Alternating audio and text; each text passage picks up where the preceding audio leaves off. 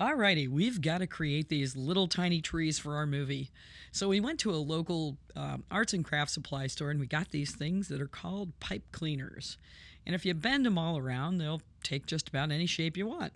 And if you take a butane torch, you can burn the ends of them into a nice finite point. And it kind of melts it together and looks kind of cool. It either looks like a tree or just something very, very creepy. So, anyway, we whipped up a little bit of fiberglass resin and put it in a Dixie cup so it was easy to contain. Held it over a plastic container, once again, to keep it contained so it's not all over the place. And Vanessa basted this thing with this fiberglass resin. Fiberglass resin, when you do this, is basically like almost like a honey, but it's extremely sticky. And if you were to empty the shavings out of the back of one of these tools and pour it into a little bit of a bin here, even though you probably haven't changed this bag on the back of this tool for, I don't know, a year. She actually kept pouring it out longer than this. I cut the video because it just took too long. All right, so this thing is still sticky, icky, and gooey, and you can see it's still flexible because the fiberglass resin hasn't set up yet. So we sprinkled all this sawdust shavings all over it, hoping that it would become like wood-like looking bark. You got to realize we work on airplanes by day, and we do this at night and on the weekends. And we just, we do some YouTube videos and figure out what other people have done and try to use some of our methods and techniques that we use in aviation and just transfer it over into the movie. So anyway, this is actually just a polyester filler. And I figured that if we whipped up some polyester filler, maybe we could, make the tree trunk look, like bark. I've seen other things that you could use. And one of the very first prototypes that I did, I used some caulking. But it took forever to dry and it remained very flexible and didn't give the tree any real body or hold. This stuff solidifies pretty darn hard. I mean, it actually turns into something that's very similar to wood. So on top of the little shavings that are on there, which really are unnecessary to be on the trunk once we thought about it. I mean, it's just one more thing.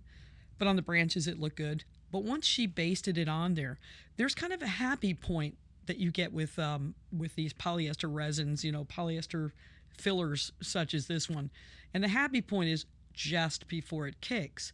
It starts to kind of congeal and coagulate, and as you spread it, it started to really look like bark. So, we're yelling at her, once you mix it, you're really under the gun. You have to put it on as quick as possible.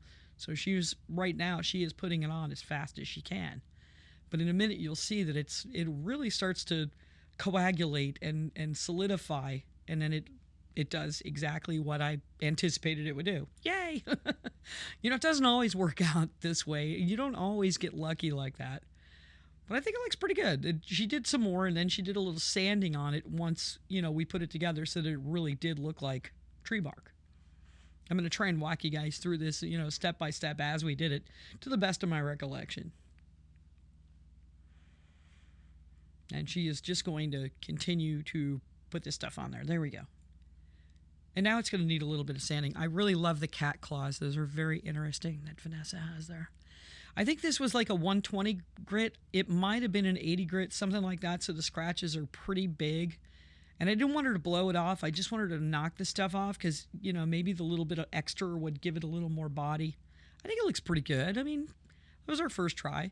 Using a hot glue gun, we were able to sort of simulate what would look like tree roots, even if, I don't even know if that would show and how hard it would be to put it in there.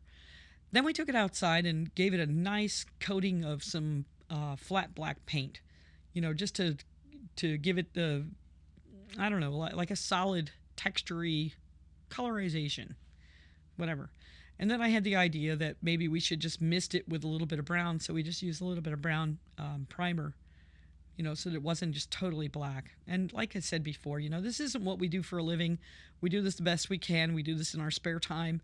We get together and we kind of think about it. And we looked at some real trees. I mean, we've all seen trees our whole lives. So a real tree has random types of colors on it. A tree isn't just one solid color. So we went to the local hobby stores and we bought everything they had.